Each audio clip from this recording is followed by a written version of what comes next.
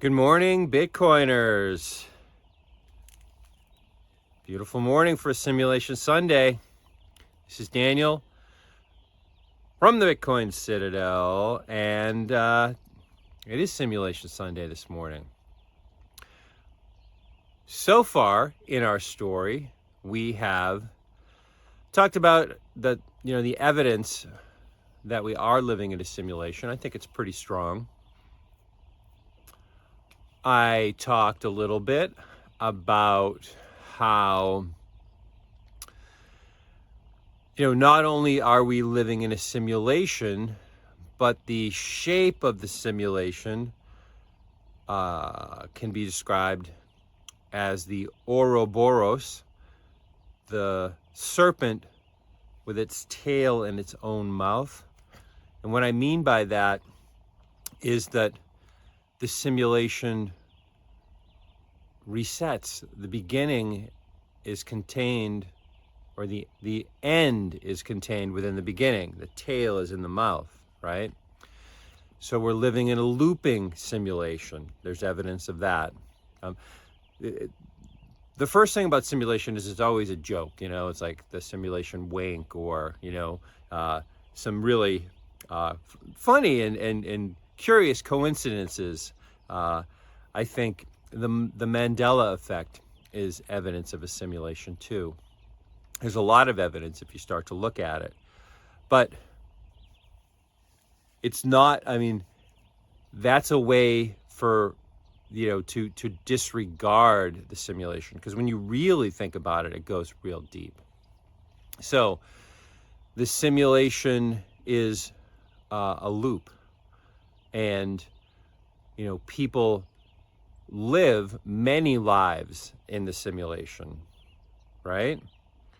One of the things we'll talk about on Simulation Sunday, probably not today, is that the simulation gets reset, frequently. Like when you have to reboot your computer, you know what I mean? Sometimes it hangs up. The simulation is regularly reset. And the simulation does have a point where the mouth is grabbing the tail. And I think there's evidence we're coming to that point sooner than you think. We'll talk about that too on a Simulation Sunday. What I want to talk about today in the Simulation Sunday, let's review a little bit more. Also, part of the thesis is that we are immortal beings in this simulation, and that simulation in some way is like a training simulator. My brother's a pilot, right?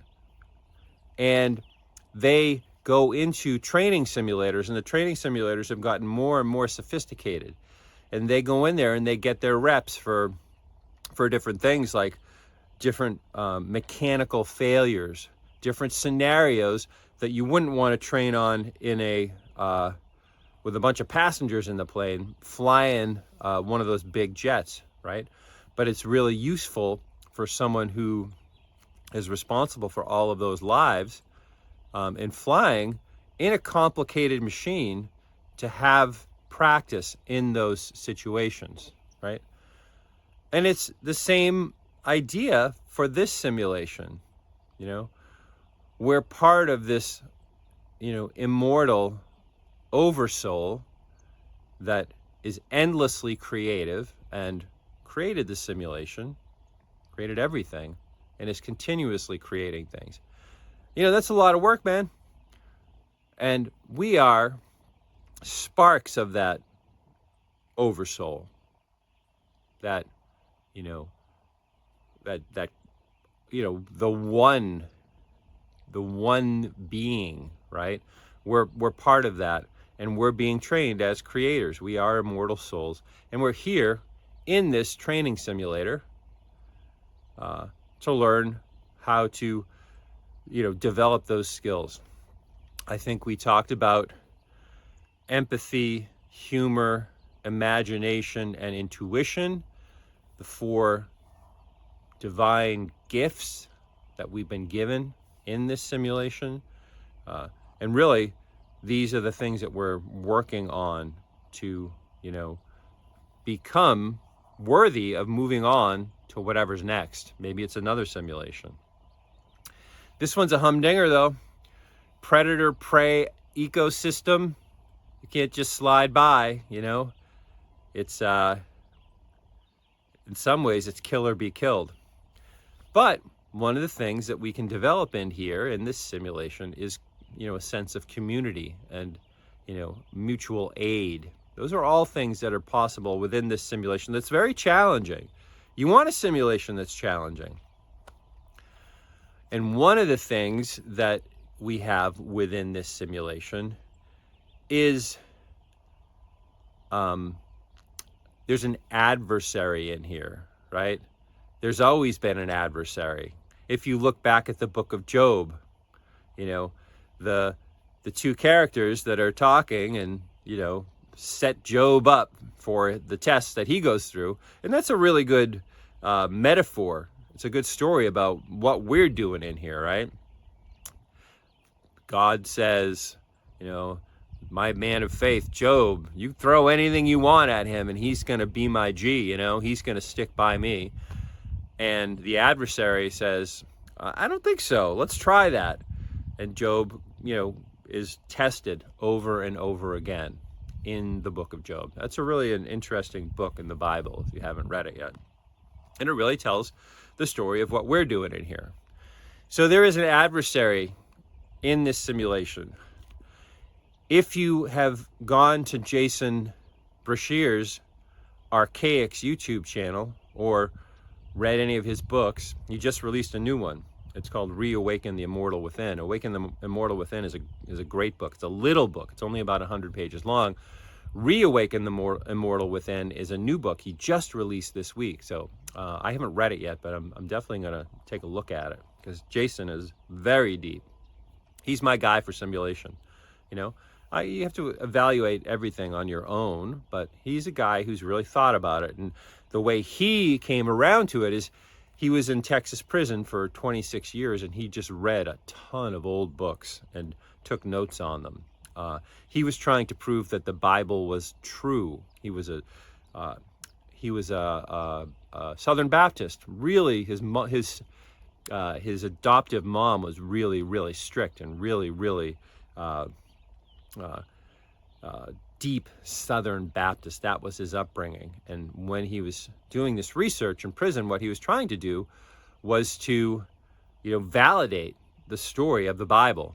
And it turned out at the end, he went through all of that information and came out on the other side with his theory about the simulation and the Phoenix and the Nemesis X object and all the other cool stuff. It's quite a story.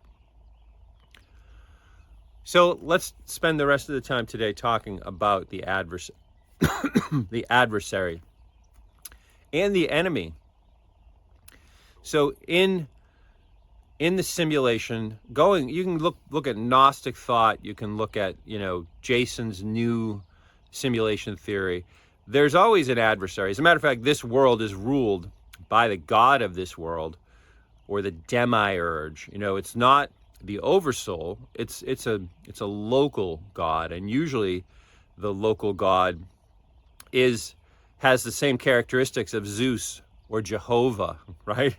An angry, you know, jealous, vindictful, old school god. You know, Zeus is not a character that you want. You know, you'd want your son to model himself on, right? Jehovah has a little bit of a dark side, and that's because what these gods, these entities are designed for is to make this a challenging simulation, to give people a way to strengthen their, you know, their muscles, their intellect, you know, their resolve while they're here. You need to have an adversary that's a worthy adversary. So we certainly have that here. But that's not the only thing that we have in the simulation, and I'm going to end on this one, I think, today. Remember, I said that it's a simulation that resets. The Genesis reset, Adam and Eve reset in Jason's story is the big reset, right? That's where it's not the beginning of time. It's when the mouth of the Ouroboros is grabbing the tail, right? That's when it starts all over again. That's the beginning that's contained within the end.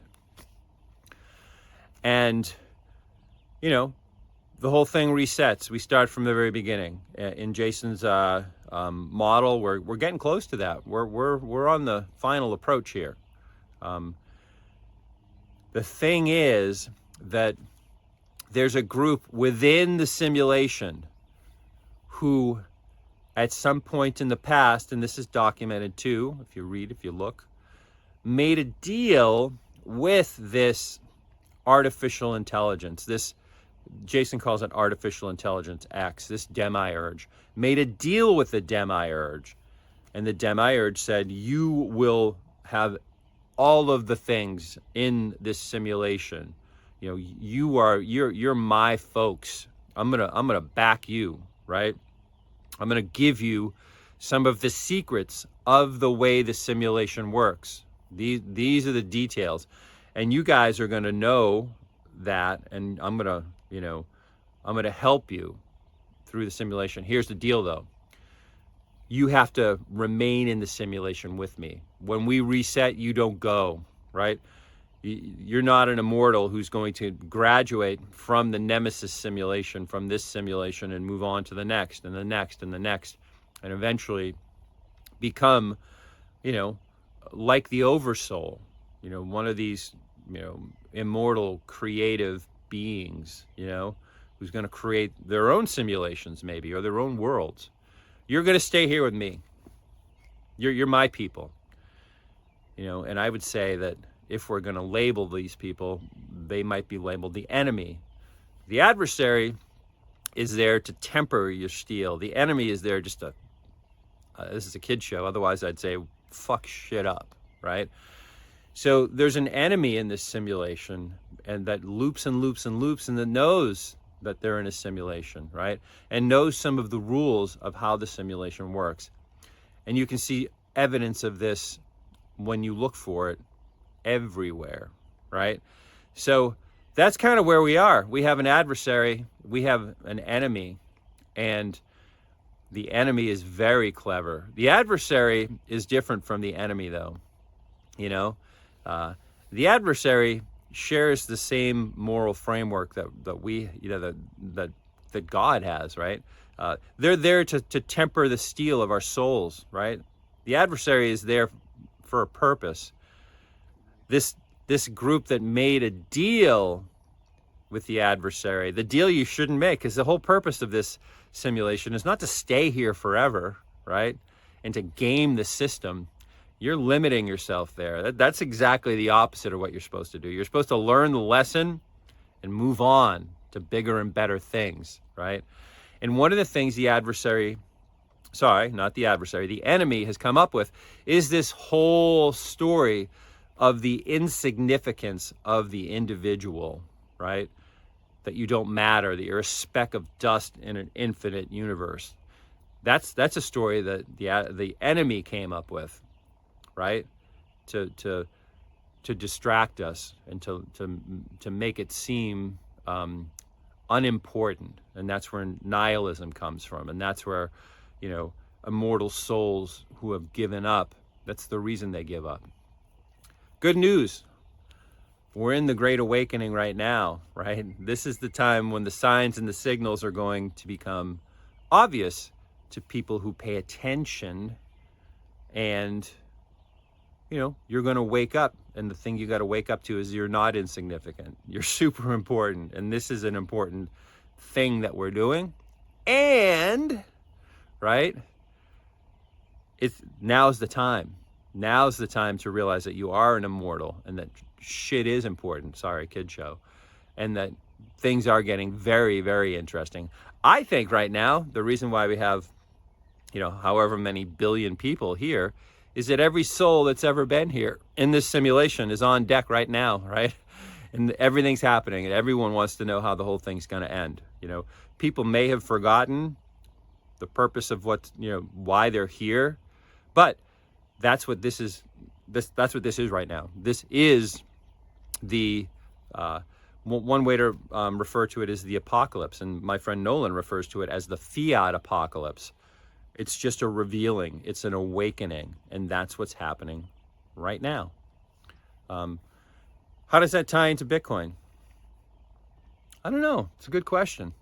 I don't know if Bitcoin is a distraction or it's you know, I think it's such an elegant and beautiful network and technology and the communities that are built around it, that I don't know. It's a good question. Is Bitcoin just another distraction that artificial intelligence X has created to take people's eye off the ball? It's a good question. It's worth pondering. Anyway, that was Citadel Sunday. If you like that, give me a like. If you want more, subscribe. Turn the notifications on. I had someone ask about the inheritance protocol the other day. Yesterday? We have a great one, 21 Sats Inheritance Protocol. Go to the website. It's one of the product offerings that we have. The guy who will walk you through it, who created the whole protocol, is super smart, an OG Bitcoiner, and he is just thinks about security and all these things all the time. So if you want to have get some education around that, have a consult with us. It won't be me that does that, but just go to the website and sign up for that. Otherwise, if you want to talk to me, my Calendly link is in the description. Just click on it, pick a time. I'm all yours. Peace.